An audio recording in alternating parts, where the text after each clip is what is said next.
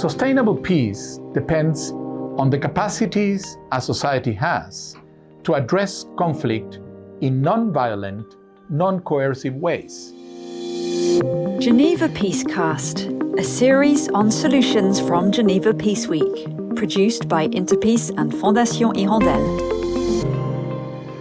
Hello, I'm Luvini Ranasinghe, and with me today are General Roméo Dallaire, member of the International Commission on Inclusive Peace, former member of the Senate of Canada.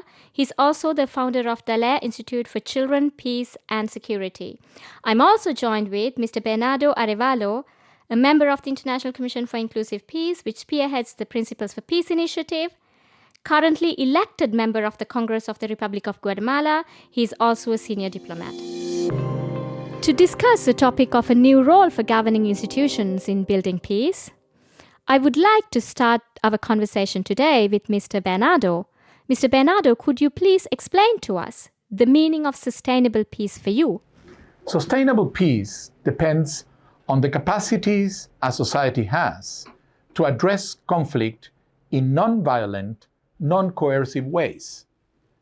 Conflict is an unavoidable fact of social life.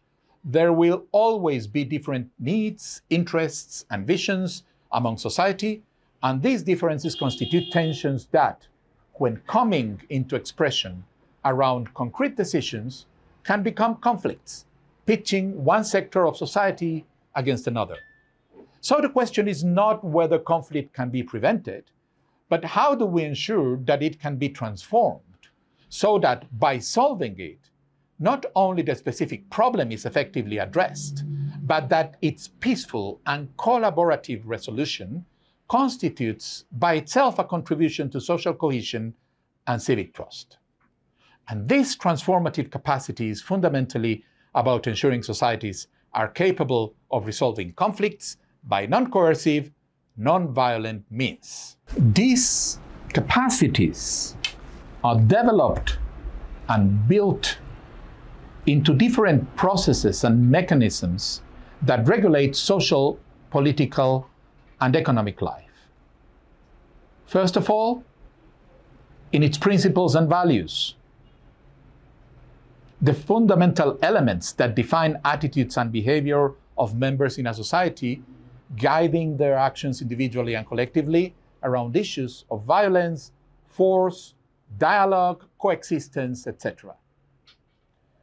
Second, in its normative frameworks, rules and regulations that establish the boundaries of accepted and rejected behavior and social action, defining accepted mechanisms for conflict resolution that prevent people from taking matters into their own hands and allowing procedures to achieve outcomes that not only address the conflicted issue, but cement the norms themselves.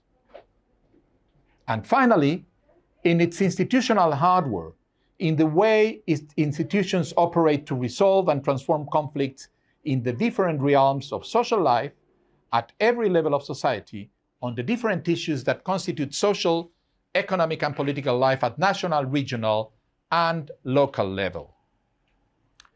It is this trilogy between values, norms, and institutions, the one that sustains peace in any society. Or, if it's dysfunctional, the one that promotes coercion and violence in it.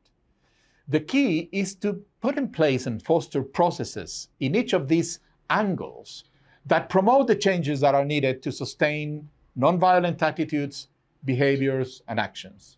And this is fundamentally a political process, an agreement on how social life will be conducted in society. And Mr. Bernardo, can you please tell us what powers are held by parliamentarians in the development for capacities for sustainable peace?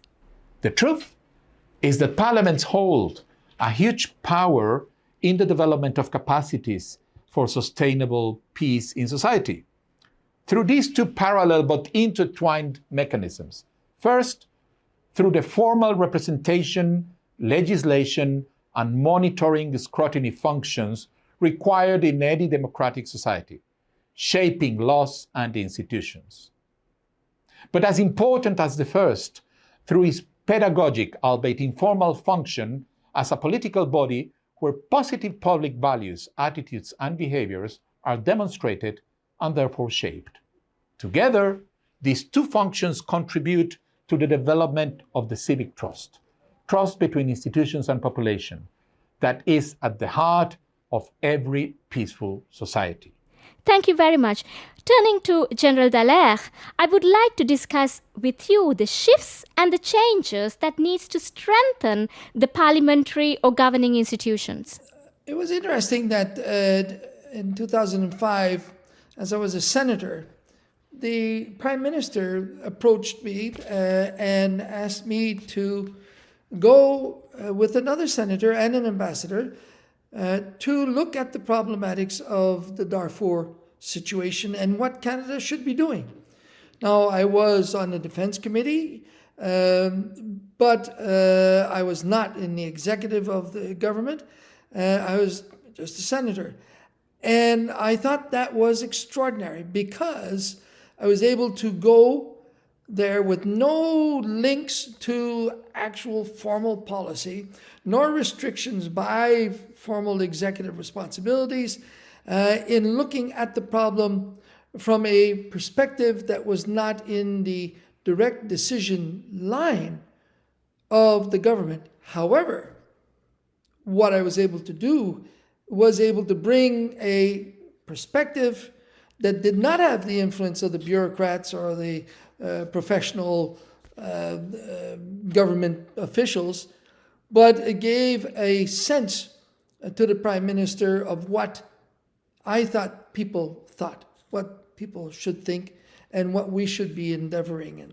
And so, to me, one of the major shifts in the whole process of our institutions is to empower, and not by themselves creating that power of grouping, of bringing together parliamentarians, non-executive, and having them either through their committees or as a group, like we created the Genocide Prevention Group in Canada, go into the field. Yes, move beyond the local. May not get many votes now, but the youth are watching, and I truly believe that is a mandate that they would love to see us be involved in, and we can bring an influence outside of the chain of command, if I could use the term, of government to bring a new perspective to the problem. And lastly, General Dallaire, what would be your call to legislative bodies around the world? Well, I think it is critical that parliamentarians, both houses, that they in fact create all-party networks, all-party, non-partisan groups that can not only discuss matters in a grouping, be they in foreign affairs, be they in defense, be they in national development, be they in trade, be they in immigration. They're all potentially members of committees that are already looking at legislation that's coming in those arenas, and that these groups educate themselves, pass the information to all their colleagues. In Canada, there's about 300 odd parliamentarians of both houses. Maybe 20, 30, 40 of them are involved in this grouping, but they could spread the word and help educate the other parliamentarians who are very much locked into the local requirement. It is surprising that, however, as we move into beyond our borders, that we can call upon and assist our local population in understanding what's going on and to be engaged and to create a movement. We can generate a movement. We can generate energy internally in the country from the people, the grassroots. And that, to me, is an absolutely critical element. I believe that we can be sort of like an NGO. And I don't say that pejoratively, like an international NGO. And certainly policy.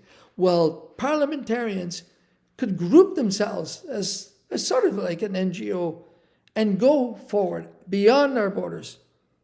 And seek the information. And that, to me, is a very real capability and become an offline asset to the executive, to be able to go in without the big flag of the country, but with a small flag, looking into what is going on and providing some input back. It does mean access to sometimes classified material to ensure that you're, in fact, on the right track. That is resolvable. We were able to create in our country, and I've seen it in the United States, and in the UK it exists, Australia, oversight committees that do have access to secure material that can be passed on to other parliamentarians for specific tasks and roles. Thank you very much, General Dallaire, for this very strong message. I'm Luvini Ranasinghe from Interpeace, and in this episode, I've talked to General Roméo Dallaire and Mr. Bernardo Arévalo de León, members of the International Commission on Inclusive Peace, which spearheads the Principles for Peace initiative, an independent, global participatory effort to rethink and reframe current approaches to peace and peace processes. Geneva Peace-Cast, produced by Interpeace and Fondation Hirondelle.